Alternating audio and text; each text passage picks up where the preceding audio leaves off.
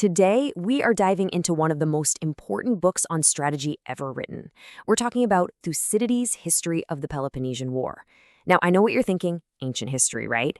But trust me, the ideas in this book are absolutely everywhere today, from military academies to boardrooms. Let's find out why. So that's the big question, isn't it? Why on earth is a 2,500-year-old book about a war between two ancient Greek cities still a must-read for some of the most powerful people in the world?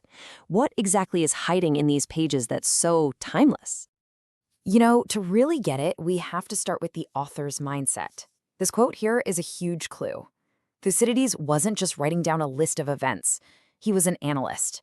He saw the world, he saw politics as a place of constant change and adaptation, where new ideas and better methods always eventually win out. That idea, that drive for innovation, is really the engine behind his entire work. Now, to understand just how radical Thucydides was, you've got to picture the world he was writing in. This was a time way before our modern ideas about evidence, about proof, about what history even is. Before him, history was basically epic poetry. Think Homer and the Iliad. Big events like wars were explained by the moods of the gods.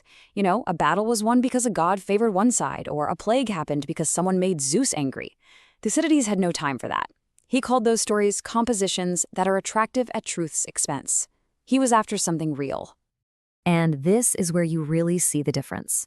Herodotus, who came just before Thucydides, is called the father of history, and for good reason. He was an amazing storyteller, but he wasn't afraid to mix in some myths and divine explanations.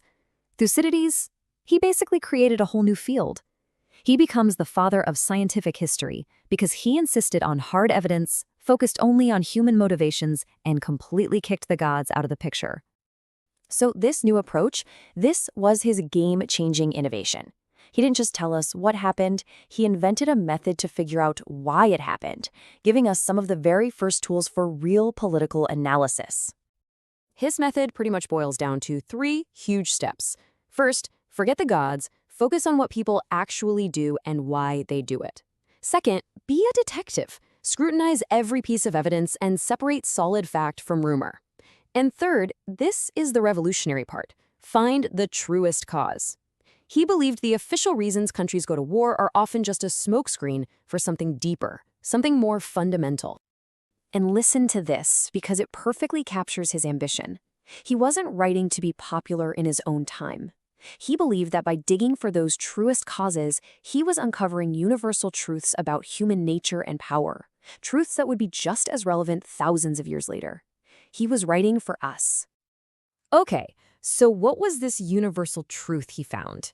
Thucydides argues that what really drives states and what really drives history isn't justice or morality, but 3 primal forces: power, fear, and self-interest. And that core insight, well, that makes him the grandfather of a whole school of thought we now call political realism.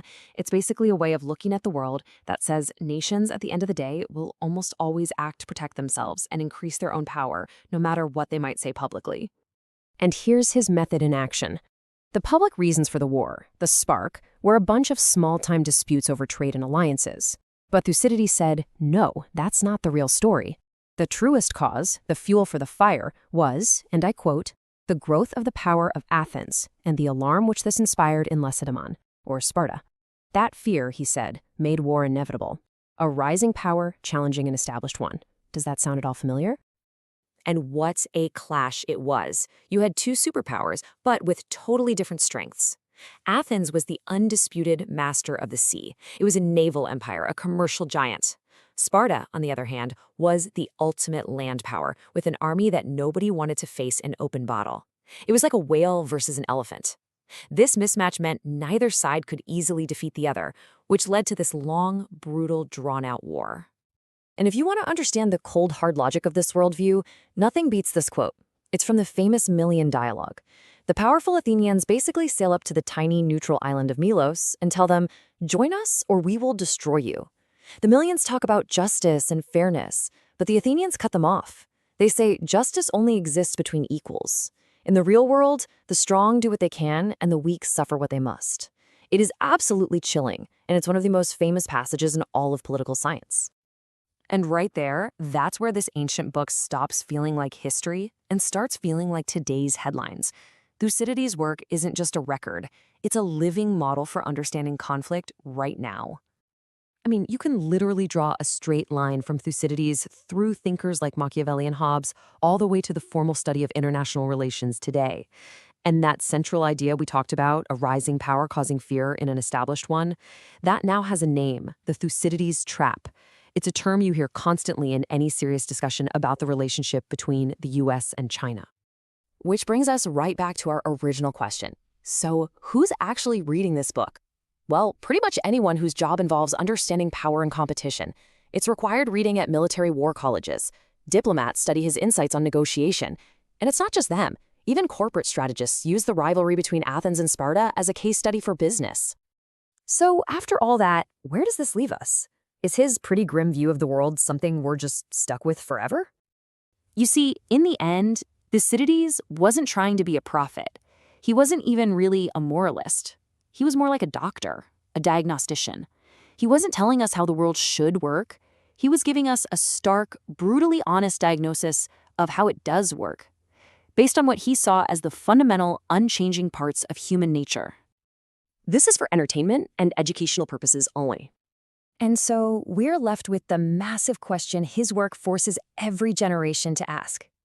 If he was right, if fear, honor, and self-interest are the timeless engines of human action, are we just destined to repeat these same tragic patterns over and over again? Or could it be that understanding the trap is the very first step to finally escaping it?